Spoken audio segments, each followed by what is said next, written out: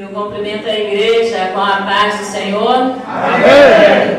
Eu vou pedir para os irmãos se colocarem de pé. E o nosso tema, eu fui saber quando eu cheguei aqui, que o nosso tema é a minha graça te basta. Mas se a gente abrir a palavra de Deus, a gente vai achar o quê? Palavra de graça. Tem como título: Davi esconde-se na caverna de Adulão. Amém? É 1 Samuel, capítulo 22, versículo 1 e 2. E o texto diz assim: Então Davi se retirou dali e se escapou para a caverna de Adulão. E ouviram-nos os seus irmãos e toda a casa de seu pai, e desceram ali para ele. E ajuntou-se a ele todo homem que se achava em aperto, e todo homem endividado, e todo homem de espírito desgostoso, e ele se fez chefe deles. E eram com eles uns 400 homens. Amém. Glórias a Deus, podemos assentar. Glórias a Deus, louvado seja o nome do Senhor. É necessário que o Senhor cresça e que nós venhamos a diminuir a cada momento. Os irmãos conhecem essa passagem, e essa passagem ela falou muito ao meu coração. Numa conversa que eu estava tendo com o meu esposo relacionada à Bíblia, nós comentamos sobre essa passagem e começou a surgir coisas relacionadas a esse texto. Davi na caverna de Adulão. E antes de nós entrarmos propriamente dito nesse texto sobre Davi na caverna de Adulão, nós vamos falar alguma coisa sobre o que aconteceu para que Davi chegasse nessa caverna. Nós sabemos que Davi é tido na palavra de Deus como um homem segundo o coração de Deus. Um servo humilde que cuidava das ovelhas, mas chegou um momento que Deus falou para ele: eu vou te colocar num lugar de excelência, eu vou te colocar num lugar melhor. Para isso Deus precisou mover muitas coisas, e houve um propósito de Deus. E eu já estou dizendo, há propósito de Deus quando Deus move a sua vida. Às vezes você não entende, você às vezes não entende por que o Senhor mexeu nisso. Estava tão bom assim, mas você não sabe que quando Deus move alguma coisa na sua vida, é porque Ele quer colocar no nível mais elevado, é porque Ele quer fazer com que você chegue a um lugar melhor. E isso aconteceu. E por causa da desobediência de Saul, Deus se retirou de Saul. Saul era o rei de Israel. E eu digo para você nessa noite, por causa da desobediência, muitas pessoas estão perdendo a presença de Deus por causa da desobediência. E Saul era um homem que foi ungido rei, mas Deus não se agradou de Saul por causa das práticas, das coisas erradas que Saul estava praticando. Ele não se agradou de Saul. E nós temos que ter cuidado. O Senhor coloca em lugares altos, mas Ele também pode abater, Ele pode tirar também dos lugares altos. Temos que ter o cuidado e a humildade de Davi. Porque o que Davi fez? Davi foi ungido rei. E depois que foi ungido rei, Davi voltou a cuidar das ovelhas. Ele poderia dizer assim, a partir de hoje não quero mais saber de cuidar de ovelhas. Eu fui ungido rei. Ele poderia exigir do pai, eu quero agora a melhor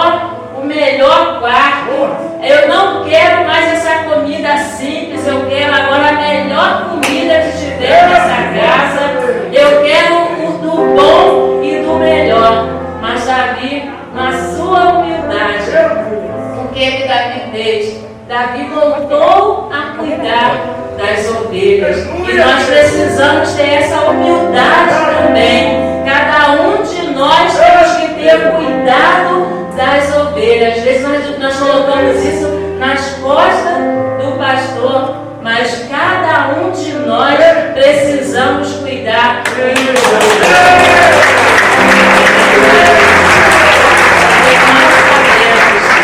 Cada um de nós tem valor. E o que aconteceu com Saul? Deus permitiu que o espírito dele saísse e entrasse um espírito que começou a atormentar a Saul. E Saul se sentiu atormentado por aquele espírito. E olha aí o propósito de Deus. Deus usou um jovem que falou, um dos servos de Saul: Saul, você está atormentado de espírito. Você precisa chamar, você não, ia chamar Saul de você, né? O rei precisa chamar alguém que toque harpa. E quando tocar a harpa, você vai se sentir melhor. E naquele momento chegou um dos servos de Saul. Eu vou até abrir aqui, é algo assim muito lindo que eu achei assim muito interessante. Chegou um dos servos de Saul: eis que tenho visto um filho de Jessé, o belemita, que sabe tocar e é valente, é animoso, é homem de guerra, sisudo em palavras, de gentil presença, e o Senhor é com ele.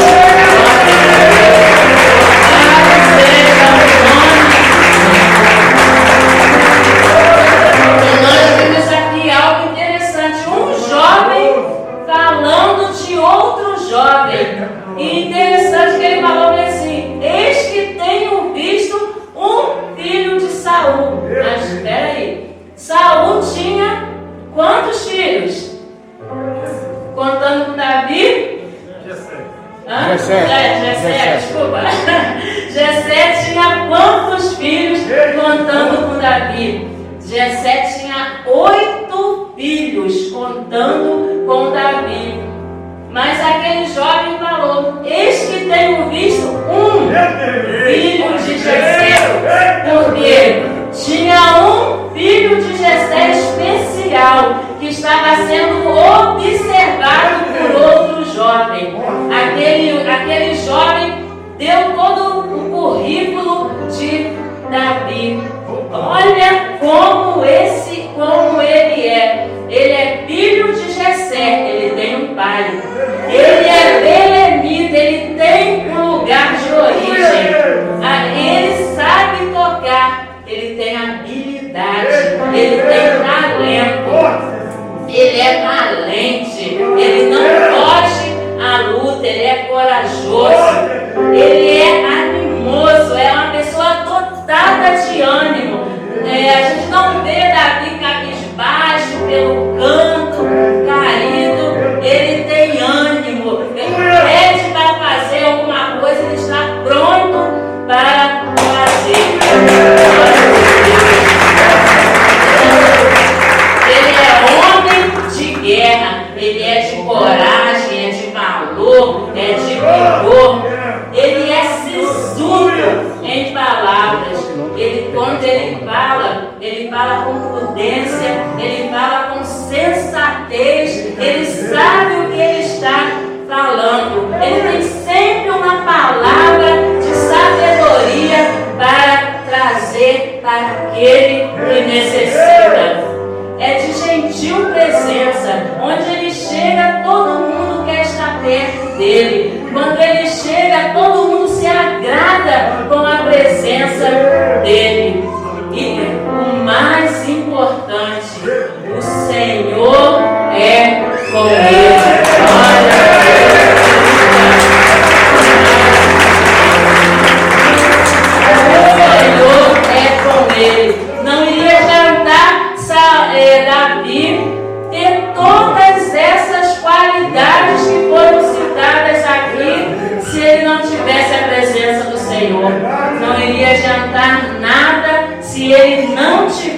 a presença do Senhor.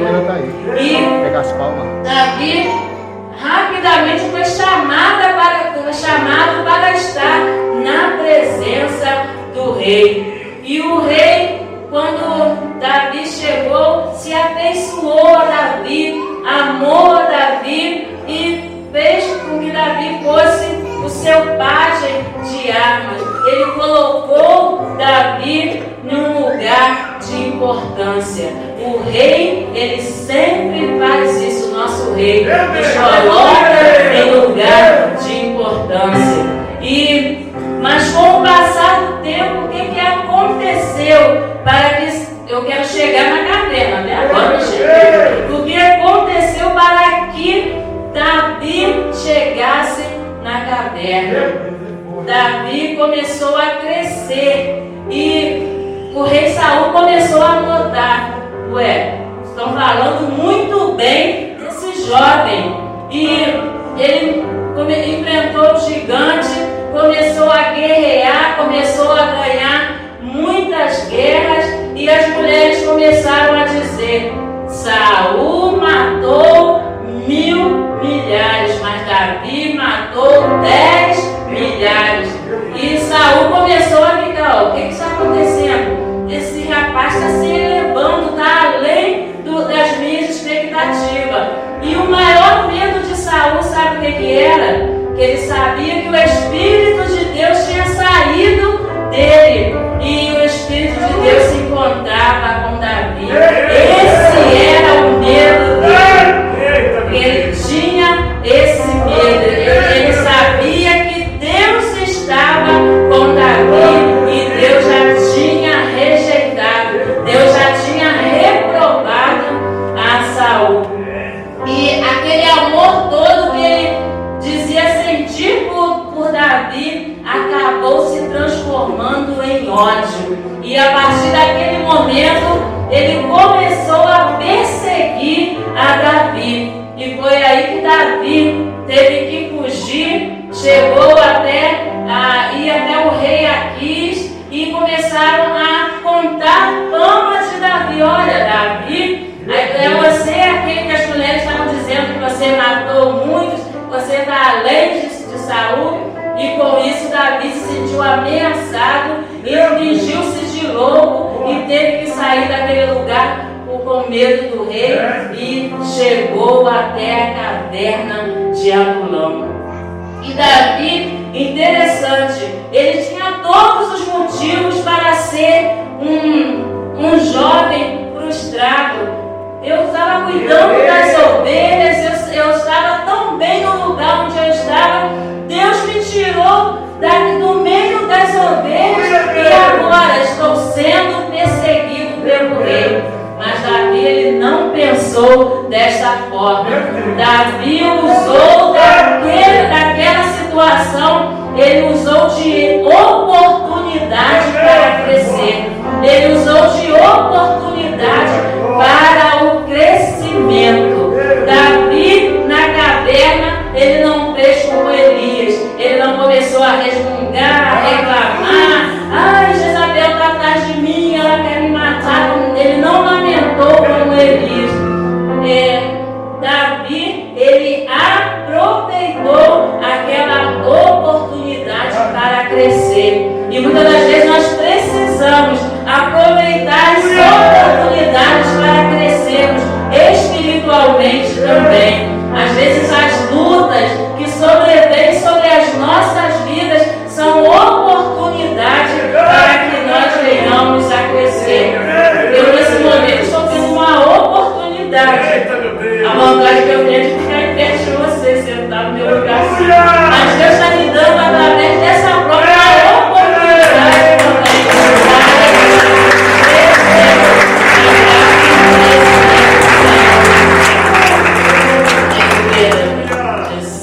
E na caverna, o que aconteceu com Davi? A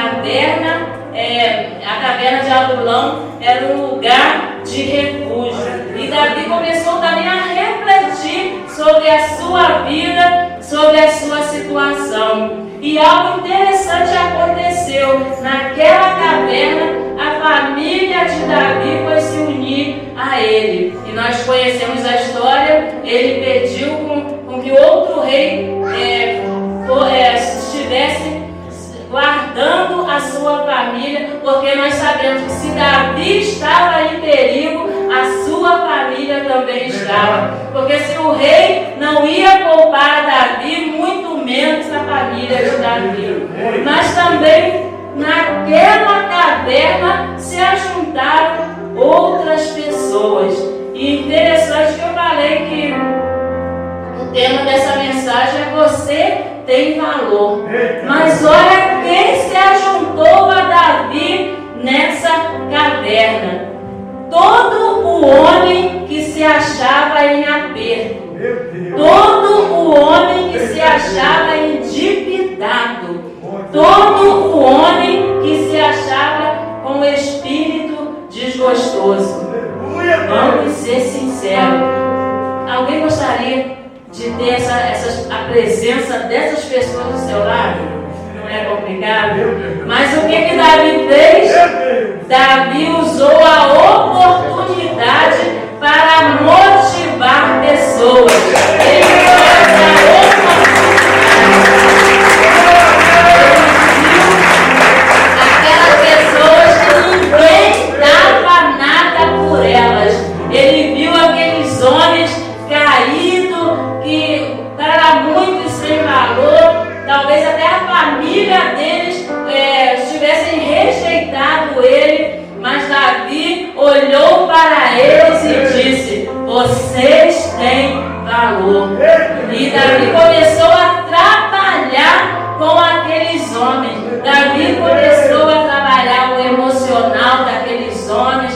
Davi começou a trabalhar também o espiritual daqueles homens, porque nós sabemos que nós não somos completos se não estivermos com o nosso emocional, o nosso físico e o nosso psicológico todo em dia. Não adianta nós estarmos bem fisicamente se psicologicamente nós não estivermos bem. Não adianta nós estarmos bem espiritualmente se fisicamente também nós não estivermos bem. Então é necessário que tudo esteja agindo em conformidade.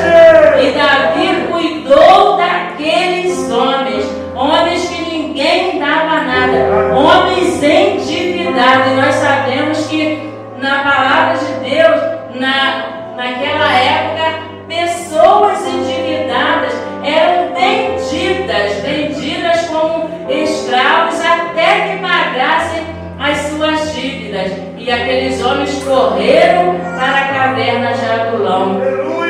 Homens que não tinham a menor perspectiva de vida, não sabiam mais o que fazer da sua vida. Eles foram até Davi. E uma coisa interessante que eu achei aqui foi que Davi se fez chefe deles.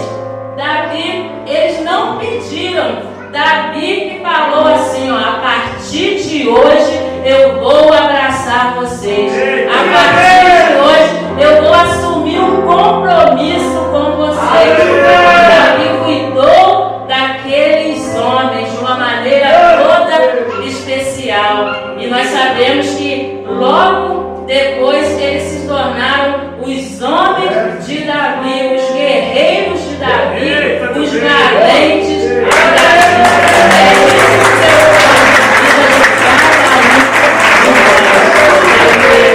Glória a Deus. Louvado seja teu nome, Senhor. E uma coisa interessante, nós também somos chamados para cuidar de pessoas. Eu, durante a nossa estada aqui, em poucos dias, eu vi exemplos de Filipe. Eu pensei, gente, nessa igreja tem Filipe? Mas que Filipe? Filipe é aquele que o Senhor chega e fala assim, ó: olha, sai desse lugar aqui, vai até tal lugar que tem aquela pessoa aqui precisando de ouvir a palavra. Nós temos Filipes aqui neste lugar. Eu não sei a palavra de Deus. Eu fiquei emocionada em ouvir testemunho de pessoas que dão a vida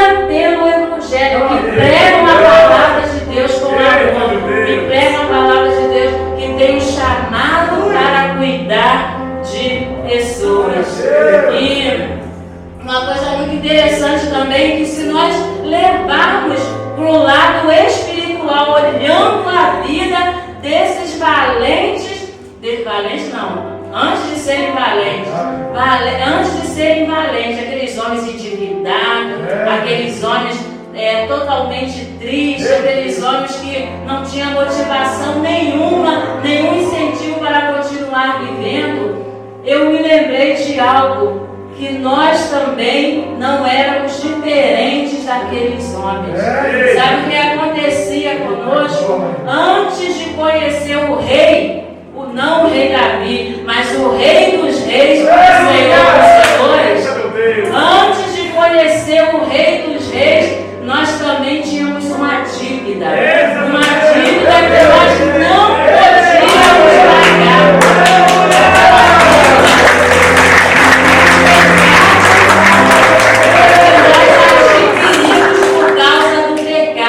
Adquirimos por causa da desobediência, adquirimos porque nós erramos o alvo. E nós podemos dizer, mas foi Adão, nós não temos culpa nisso.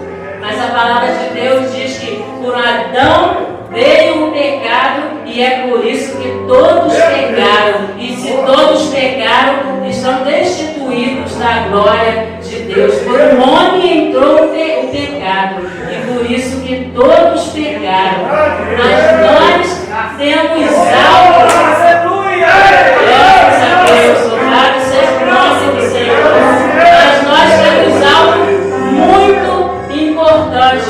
O nosso rei, ele tomou as nossas dores. Ele viu que nós tínhamos uma dívida, uma cédula que não tinha como ser paga. Nós não tínhamos condições nenhuma de pagar essa dívida. E o que ele fez?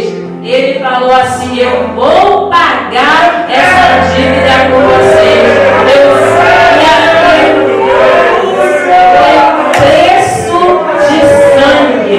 Ele pagou o preço de sangue por nossos pecados. E nós que éramos endividados, pessoas caídas por causa do pecado, tristes e abatidos por causa do pecado, nós nos tornamos filhos do Rei.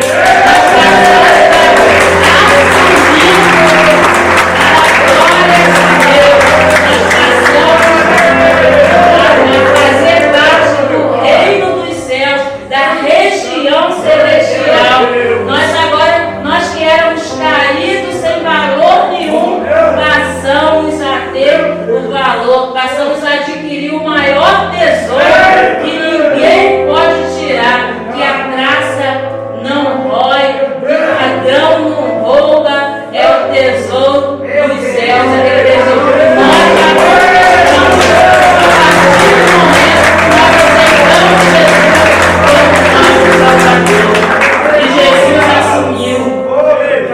Conta-se uma ilustração de que o pastor estava indo para a sua igreja para pregar, para dar a abertura ao culto.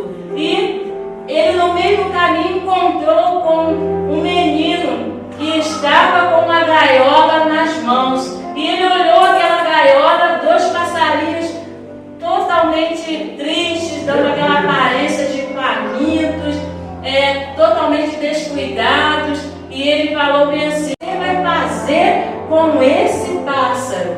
E aquele menino disse assim, esse pássaro aqui, que valor eles têm? Eu vou tirar pena por pena, depois eu vou quebrar a asa deles, eu vou quebrar as perninhas dele, as perninhas finas, eu vou quebrar as pernas dele e depois eu vou torcer o pescoço e vou matá-los.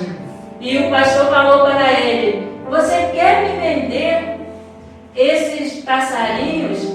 E o menino olhou para ele, mas não sabia que era pastor. Mas moço, vender esse passarinho não tem valor nenhum. E o pastor falou: eu te dou $10 por esse passarinho. É o pastor dos Estados Unidos. Eu dou $10 por esse passarinho. passarinhos. E o menino, já não valia nada mesmo, pode levar. E aquele pastor, ele levou aquele passarinho para a sua igreja e contou a história. E ele falou, nós éramos como esse passarinho. Estávamos presos numa gaiola. Nós éramos prisioneiros do pecado. E o que o diabo queria fazer conosco? Ele queria pegar a gente, fazer a gente sofrer bastante. E depois, quando ele visse que já não tinha mais nada para se aproveitar, ele iria pegar e nos jogar no inferno. Mas o que aconteceu? Chegou alguém e pagou o preço. Pagou o preço pela nossa vida.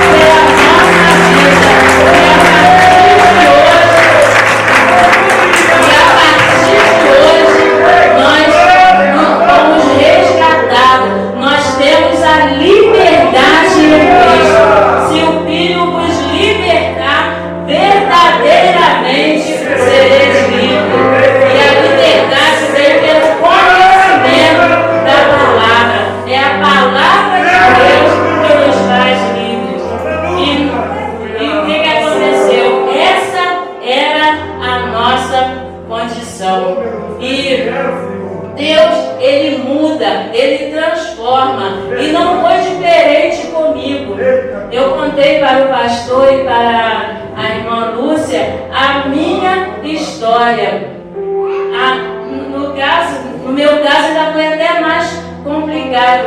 A minha família, eu não nasci, eu vim para um lar porque a minha mãe teve um segundo casamento porque ficou viúva, e muitos lá casou com um homem também que tinha outros filhos, e alguns daquela casa começaram a dizer que eu não ia servir para nada, que eu não ia dar nada, que eu não sabia fazer nada, e só palavras negativas jogavam em cima de mim. E eu cheguei a acreditar em palavras negativas. Quando vem de pessoas que estão junto com você, essas palavras elas entram e enraizam. É mais fácil você não crer quando vem de fora, mas quando vem de dentro da tua casa. E eu abro um parêntese aqui neste momento. Cuidado com as palavras que estão saindo de dentro da sua casa. Que sejam palavras para abençoar.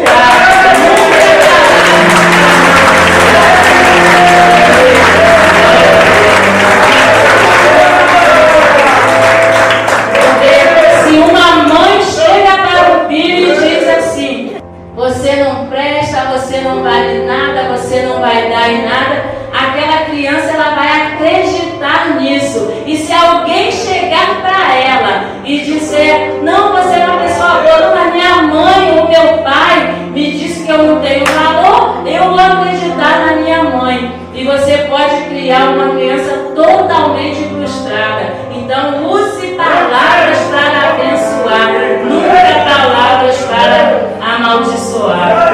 E eu ia até trazer outro exemplo, mas a hora já está avançando. Então, pode passar, vai até 9h15. E nós estamos vendo, né, que algo também lindo aconteceu com Mefibosete. Mefibosete, quem era?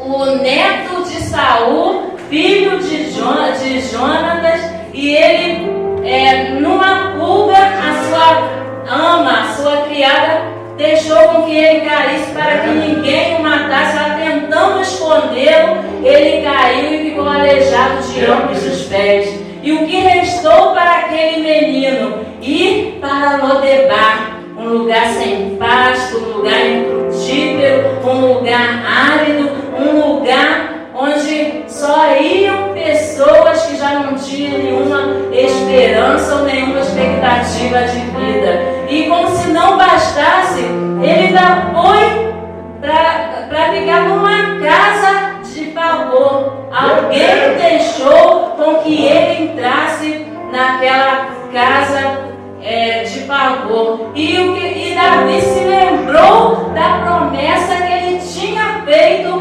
com Jonatas. Ele falou bem assim, ele lembrou que Jonatas tinha falado, ó, você usa de beneficência, porque Jonatas sabia onde Davi ia chegar, com alguém da minha casa que sobrar. E Davi lembrou-se e perguntou a alguém da casa de Saul para que eu possa fazer bem a ele. E apresentava, tem um Mefibosete. Ainda chegaram a dizer logo, aleijado dos 2 pés. Como assim, para quê? Não vai servir para nada. Para que você vai trazer uma pessoa desse tipo aqui? Chegaram e já colocaram logo a condição daquele homem. E o que aconteceu com Davi? Mandou que chamasse ele. E ele com medo, porque sabia que ele era da linhagem real. Embora vivendo como um plebeu, ele era da linhagem real. E o medo tomou conta dele. E ele chegou já se jogando aos pés de Davi e disse: eu sou o teu servo. E Davi falou assim, ó, não tenha medo, eu vou restituir aquilo que você perdeu. Eu vou te dar aquilo que foi tirado de você. Eu vou te dar a herança que pertencia a Saul, vai ser toda sua. E eu vou te colocar na mesa como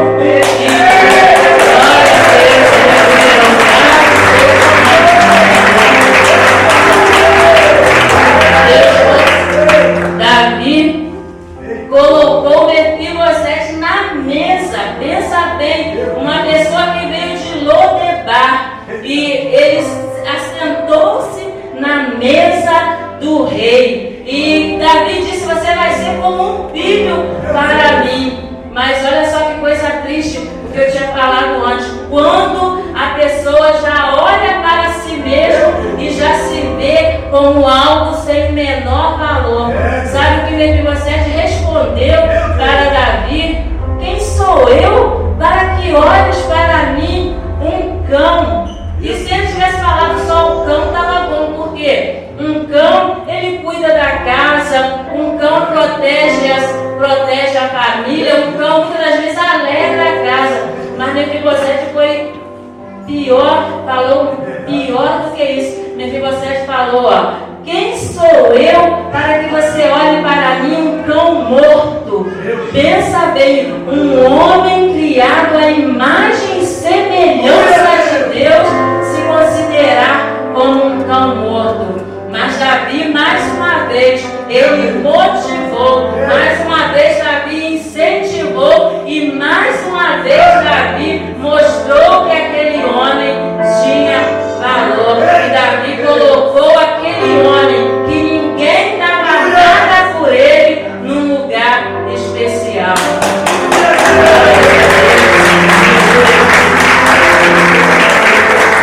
E eu quero te dizer, nesta noite, nós fomos salvos pela graça.